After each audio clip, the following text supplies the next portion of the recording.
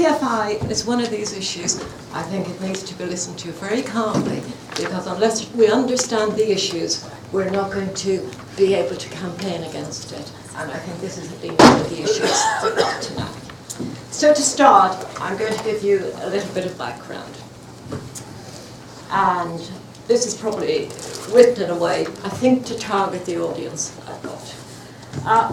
When Labour came into power in 1997, PFI was already in operation. It was actually introduced by the Major government.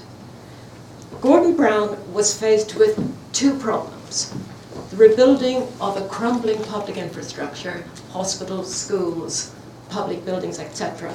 But also, and the older people among you will remember this very well, he could not increase the national debt. There are elements of Maastricht here, which was mostly that Labour had to show that they were economically prudent. So, he obviously embraced PFI enthusiastically. This meant that without the government putting any money up front, a major building programme could begin. Private companies would raise the required funds on the financial markets. They would manage the construction of the projects, and in some cases go on to manage the completed facilities. Payback would be by means of annual charges to the relevant institutions. In our case, we're talking NHS trusts. So no money touched the government. It was totally at arm's length. The national debt was safe. This on paper was more expensive than a government-only project. But in those days, you remember, pre-2008, the private sector could do no wrong. It was believed that the efficiency of private companies would more than compensate for the additional costs of the schemes. The private sector swiftly cottoned on. This was a good deal, and contracts were drawn up and building began. In fact, it was too good a deal, and trusts very soon found that the cost of these new buildings, the maintenance of these new buildings, was far in excess of what they could manage. In some cases, this became an unbearable burden, and the government had to step in 2012 and make a 1.5 billion pot available to those hospitals with the most onerous PFI debts. These debts, and here this is where it gets close to home, these debts led to the collapse of the South London Health Trust, which was paying more than £1 million a week in PFI payments. And as we know, this led on eventually to the threat of closure of Lewisham Hospital. So this is where we've got to, and this is the beginning of much of what's in this room today. Over the years, many campaigners and researchers have produced evidence that PFI does not deliver value for money, that PFI payments are excessive, and levels of profit made by PFI companies are odious. It is now accepted by many campaigners and politicians that PFI is not a good thing. Last year, the PFI contract at Hexham General Hospital was terminated. This made the news. It was the first time it happened. This was achieved by a deal between the Health Trust and the local authority, whereby the local authority borrowed money to pay off the PFI loan, but was able to borrow it at a rate equivalent to government borrowing, much cheaper than borrowing on the open market. And now the trust pays the local authority this lower rate of interest for the loan. And this is estimated to save the trust about 3.5 million a year for all those years that the contract was to run. So a significant saving. In August, those of you who keep an eye on PFI things will have noticed, the mayoral candidate, London mayoral candidate, Sadiq Khan, announced that he would support a similar local authority arrangement for the capital's PFI trusts. This was swiftly followed by a commitment by Jeremy Corbyn, who's since been elected leader of the Labour Party, as we know, to relieve NHS trusts of the burden of unjust PFI payments. This was huge progress. This was major. We had the opposition finally coming out and agreeing publicly that PFI, which Labour have always been incredibly sensitive about, coming out and saying, yes, something had to be done about it. But I wrote to the Guardian saying I didn't agree with Sadiq Khan. And the purpose of this talk, and indeed the paper that's supplied in your pack, is to try to explain to you why I don't agree with Sadiq Khan's payment. And it comes from having been around the PFI campaigning world for the last couple of years. And I'm only too well aware that the Sadiq Khan proposal to pay back PFI loans is the very point over which PFI campaigners cannot agree. And it's the issue that has prevented a unified campaign being mounted against PFI. Why don't they support Sadiq Khan? There are a number of arguments. The first one I would term the moral argument. PFI contracts are considered to be illegitimate, and PFI companies, therefore, it is believed, should not be paid back in full the outstanding loan. There's the economic argument. Concerns that payback of loans would, by increasing the national debt, downgrade the UK's borrowing or credit rating, and also could trigger further austerity measurement.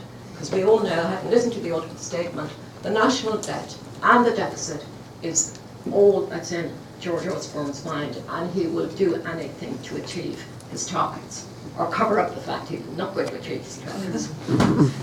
Then there is the contractual element. There is great concern, because people have learned what the government can do, there is great concern about the complexity of PFI contracts, and worry that early termination of these contracts could result in ownership of the buildings, of the land, of some of the leases remaining with the PFI companies, or huge compensatory payments being demanded for loss of future profits. Just a little insight into this. Louise submitted an FOI inquiry about the lease for the QEH hospital. The lease on the land is for 125 years. Why did they need that? The contract itself ends after 45 years. So something's going on, and potentially something could go very wrong. And then there's the worry about the privatization agenda. Campaigners worry that if trusts are now paying back less amounts of money, these establishments may become more attractive for takeover by the private sector. Because as we know, up to now, takeovers haven't necessarily been very successful. For instance, History Group, which was mentioned earlier, the private company could not make it work economically. Okay, so what's to do? How to go forward? Well, I think if we're going to have a united campaign against PFI, it cannot be the Sadiq Khan solution. And we need to have a campaign pretty soon.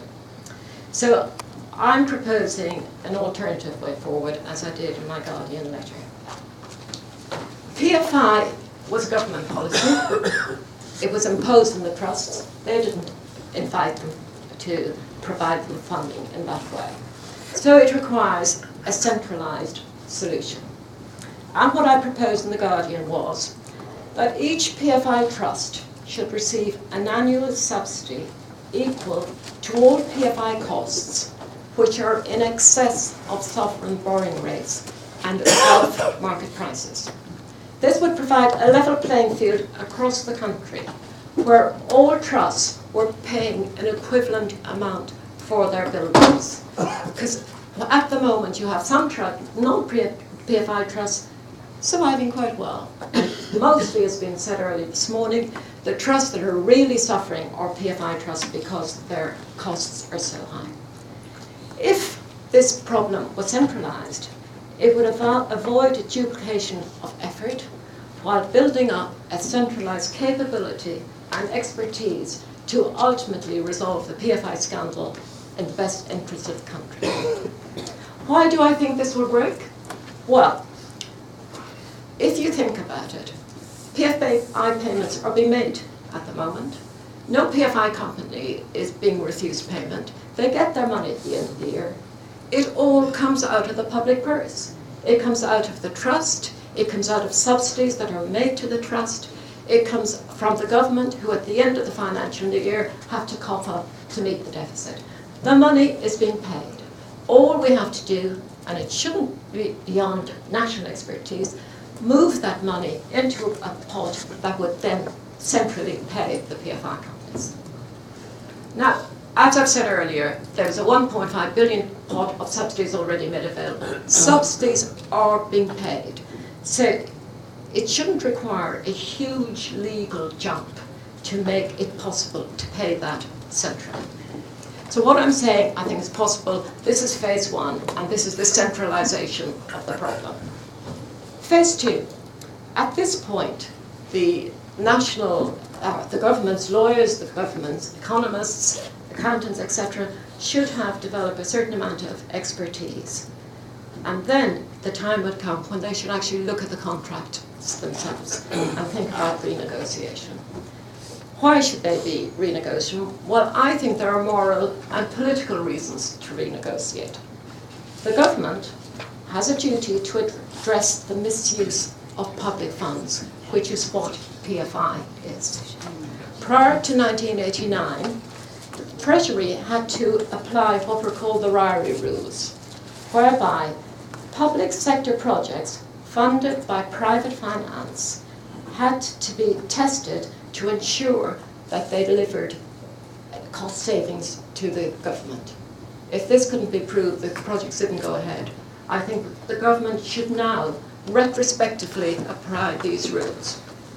Secondly, and think of sanctimonious George Osborne here, excessive and unjustified public fund expenditure of public funds is incompatible with the government's austerity program. Why should we all suffer if they're wasting our money? Then, there are contractual reasons for renegotiation. The interest rates that are in PFI contracts were based on the risk that the PFI trusts may not be able to pay back PFI payments when times are tough. Well, we know the government pays it back every year. So, gosh, Tony's warning me. The government pays it back every year, so there is no risk. I should have said my paper is in your pack. You can read that, so I'll zoom on. So, just let me say there are contractual reasons. We've come to the end of renegotiation now. We're even more expert. We know what these contracts are all about. We know what their complexities are. We know their dangers. We should be able to consider, will we pay them back? Haven't we addressed the concerns that were raised earlier? A very important reason that PFI loans should be terminated, or contracts should be terminated, is that as long as private profits are being made by PFI and other privatisation packages, the NHS as a whole comes within the remit of TTIP. And that would be a disaster. I'll just give you one more little point and then come out of question. PFI loans at the moment probably stand at about 10 billion. What is the national debt at the moment? It's 1.6 trillion. Would we notice if we paid back? It's a drop in the ocean. The annual deficit is 80 million. If over a course of 3 years we paid back our PFI loans, would you notice it? 1 or 2%? We're supposed to make 2% saving in the NHS every year. This is a nonsense. The government are just finding ways of weakening our PFI structure, weakening our trust, and something has to be done about it, and I think it's up to us. We need to unite.